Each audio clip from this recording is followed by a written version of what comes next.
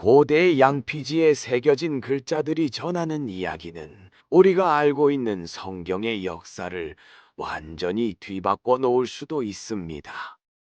종교적 신념이 형성되던 초기, 아직 기독교가 로마의 공식 종교로 인정받기도 전 그 혼란스러운 시기에 작성된 성경 사본을 상상해 보세요. 삼위일체에 대한 언급이 없고 죄 없는 자가 먼저 돌로 치라는 유명한 구절이 사라졌으며 예수의 부활 기록이 없는 성경이라면 어떨까요? 이것은 단순한 상상이 아닙니다. 이런 성경이 실제로 존재하며 그 이름은 코덱스 시나이티쿠스입니다. 지금부터 우리는 세계에서 가장 오래된 거의 완전한 형태로 보존된 성경의 발견과 그 의미에 대한 여정을 시작하겠습니다. 이 여정은 단순한 고대 문서의 탐구를 넘어 우리의 신앙과 역사, 그리고 성경의 본질에 대한 근본적인 질문을 다시금 생각하게 합니다.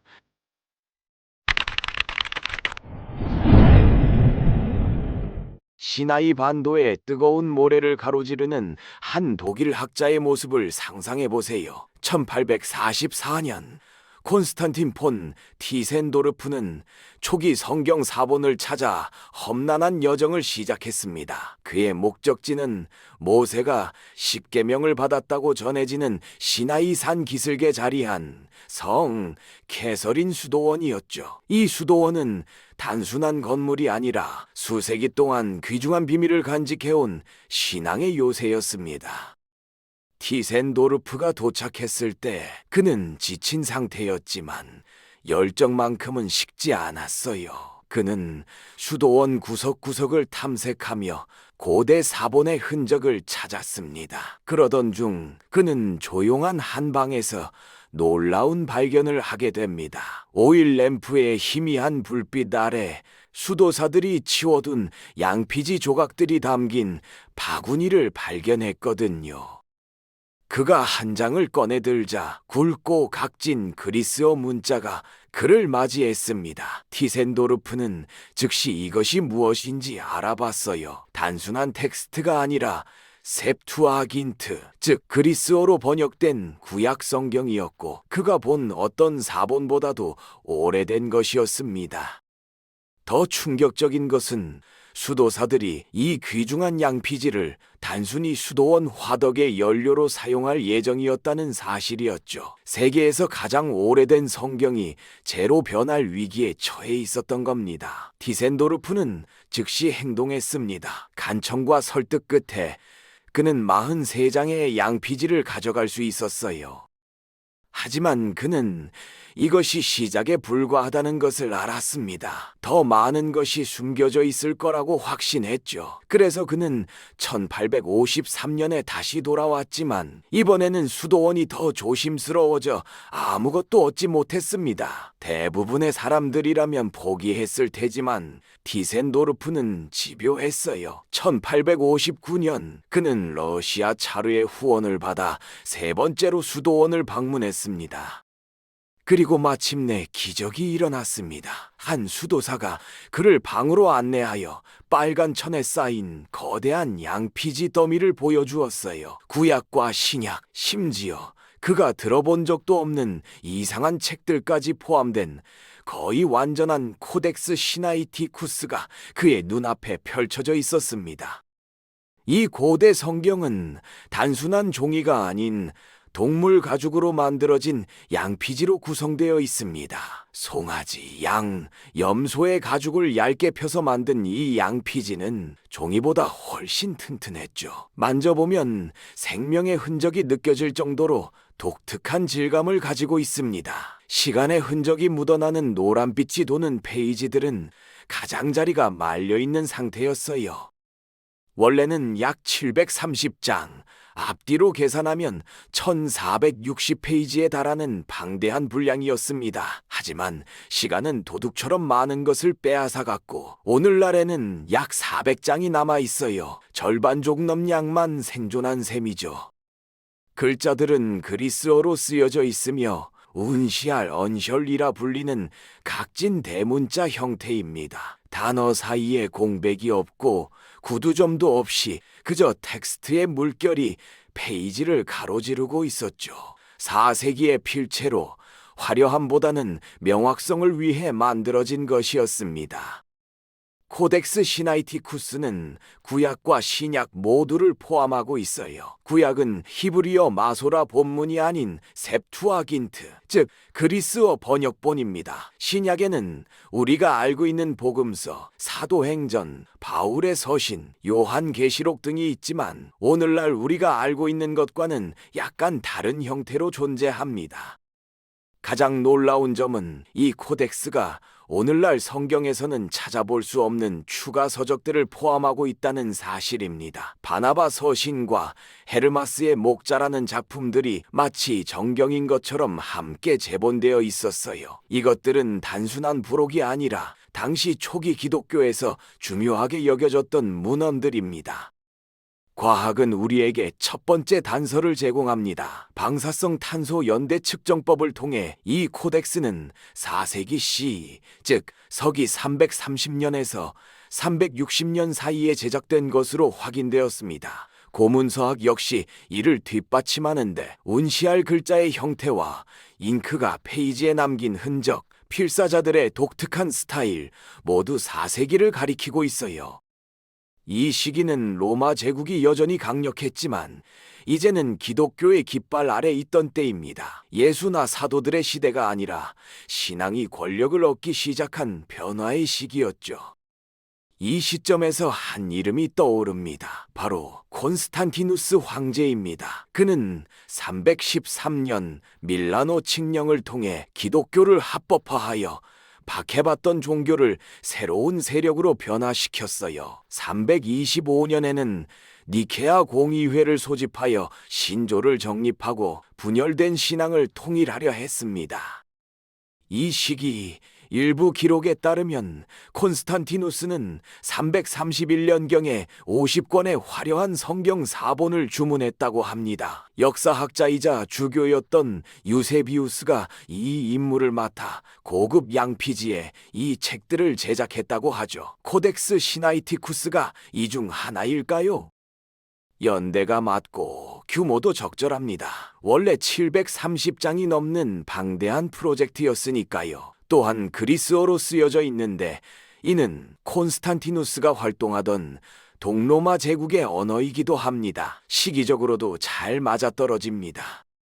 하지만 이는 추측에 불과합니다. 코덱스에는 제국의 도장이 찍혀 있지 않고 콘스탄티누스의 명령을 증명하는 메모도 없습니다. 학자들은 의견이 갈리는데 일부는 이 코덱스가 너무 거칠고 수정이 많아 황실 의뢰품이라기보다는 실용적인 성경에 가깝다고 주장합니다. 반면 다른 이들은 그 규모와 야심을 볼 때 황제의 지원 없이는 불가능했을 것이라고 말하죠.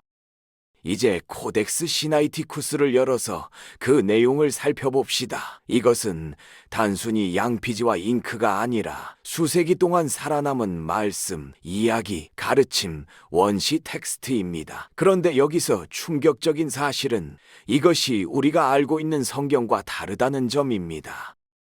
마가복음을 예로 들어보겠습니다. 킹제임스 성경에서 마가복음 16대 9-20은 예수의 부활, 제자들에게의 나타남, 그리고 그들을 능력으로 파견하는 승리의 이야기입니다. 귀신을 쫓아내고 방언을 말하고 뱀을 다루며 독을 마셔도 해를지 않는 등의 기적들이 담겨 있죠. 화려하고 극적인 마치 할리우드 영화 같은 결말입니다.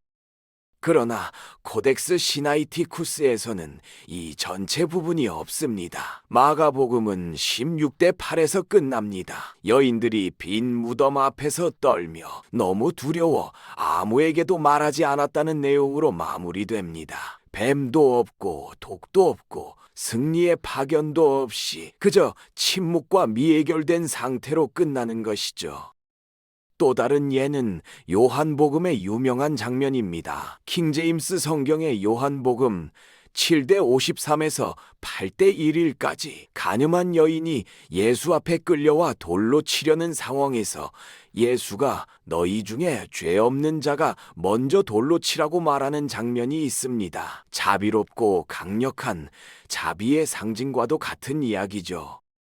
그런데 코덱스 시나이티쿠스에서는 이 부분이 존재하지 않습니다. 요한복음 7장의 논쟁에서 바로 8장의 세상의 빛 이야기로 넘어갑니다. 가늠한 여인의 이야기는 찾아볼 수 없어요. 이는 우연이 아닙니다. 코덱스 시나이티쿠스와 같은 초기 사본들은 이 이야기를 건너뛰며 이것이 후대에 삽입되었을 가능성을 시사합니다. 주기도문도 차이가 있습니다. 킹제임스 성경의 마태복음 6대 13에서는 나라와 권세와 영광이 아버지께 영원히 있사옵나이다. 아멘으로 끝납니다. 장엄하고 뼈에 스며드는 찬양의 말이죠. 하지만 코덱스에서는 이 부분이 잘려 있어요. 기도는 우리를 악에서 구하소서로 끝납니다. 화려함도 영원함도 없이 그저 간결한 간구로 마무리됩니다.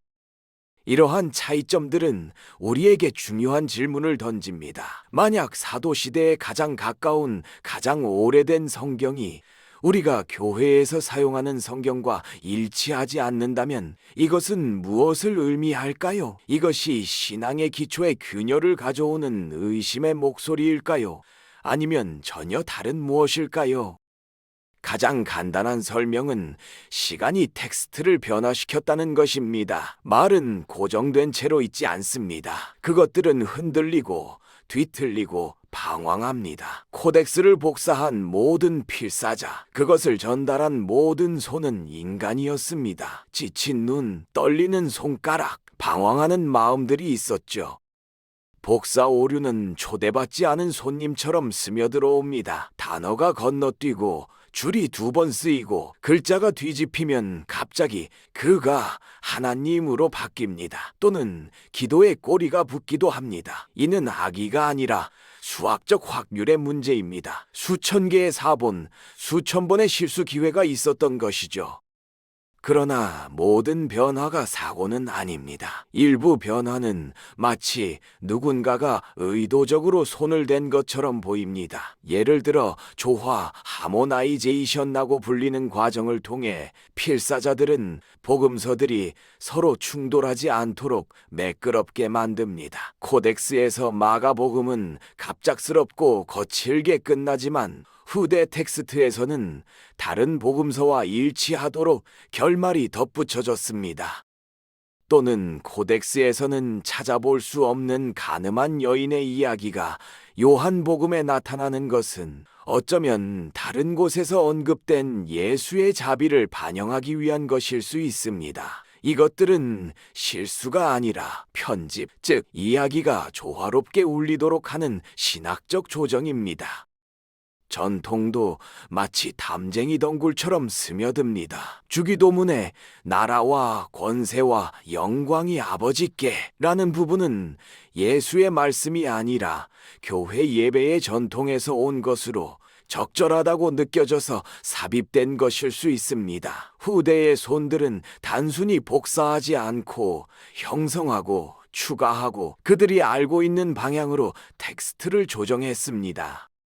이제 한 걸음 물러서서 코덱스를 바라보면 이는 단순한 유물이 아닙니다. 그럼 우리에게 무엇을 남겨줄까요? 신앙과 역사의 얽힘, 성경에 대한 더 깊은 이해, 그것을 형성한 손길에 대한 인식, 잠시 그것을 생각해보면 이것이 무엇을 의미하는지.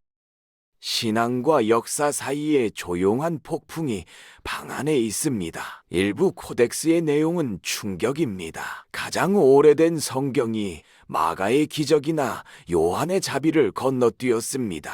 역사는 텍스트가 변화했다고 말합니다. 필사자들이 실수하고 편집하고 추가했다고요. 이는 모든 말씀 위에 영혼을 세운 사람들에게는 따끔한 사실입니다. 그러나 신앙과 역사가 공존할 수 있을까요? 더 자세히 들여다보면 충돌이 하나의 공통점을 만들기도 합니다. 신앙은 사본이 아닙니다. 그것은 초기 신자들 안에서 타오른 불이었습니다. 코덱스가 있든 없든 말이죠. 각 시대의 종교는 신성한 것과 씨름한 사람들의 증거입니다. 마가복음이 한때 침묵으로 끝났다는 것, 헤르마스가 한때 마음을 흔들었다는 것, 필사자들이 그들의 세계에 맞게 단어들을 조정했다는 것을 아는 것은 배신이 아닙니다. 그것은 살아있는 텍스트의 이야기, 얼어붙은 것이 아닌 풍부하고 거친 이야기입니다. 붓자국을 본다고 그림을 덜 사랑하지 않습니다. 오히려 그림을 그리려 했던 손길에 더 경의를 느낍니다. 모든 성경은 시간에 의해 조각된 강이며 여전히 흐르고 있습니다. 인간의 손이 단지 신성한 말씀을 운반한 것이 아니라 그것을 형성했다는 것입니다. 그리고 그것은 복잡하지만 아름다운 진실입니다. 오늘도 이 영상을 시청해 주셔서 감사합니다.